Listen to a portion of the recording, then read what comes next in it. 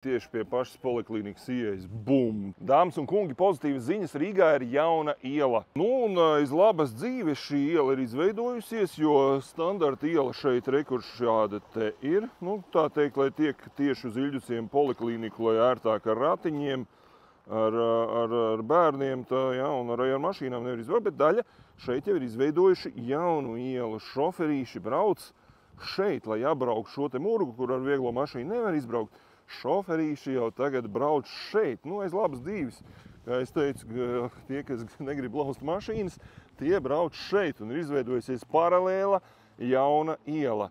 Viņai vēl nav nosaukums izveidots, bet šī ir diezgan īsa ieliņa, bet tomēr šī ir jaunākā Rīgas iela šobrīd.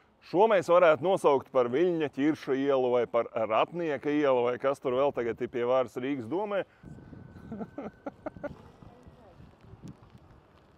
Šādi parādās jaunas ielas arī Rīgā. Cilvēki malači adaptējās, pielāgojās situācijai.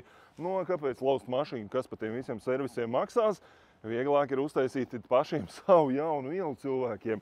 Ja jau pilsēta par mums tā rūpējās un mīl, mums nav nauda, protams, nav nauda jūsu algām. Ir nauda, bet remontiem mistiski 35 gadus nav nauda. Nevar kopš padomu laikiem te neko sataisīt. Super. Te arī drīz, es domāju, izveidosies vēl viena jauna iela. Reku šeit pa trotuāru varēs maukt. Te būs hibrīds gājēji un mašīnu iela, jo šeit savukārt spiež uz dziļumu.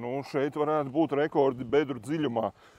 Visādas ir redzēts. Reku tāds jau savā laikā ar ķieģeļiem mēģinājis palabot kaut ko, bet šeit ir iespaidīgs tāds dziļums. Video te varbūt neredz, bet te spiež uz asajām maliņām un uz dziļumu. Protams, Rīgā viss kā mums patīk. Bet zīmīgi tieši pie pašas poliklīnikas ieejas. Bum! Tāda normāla dziļā viena te.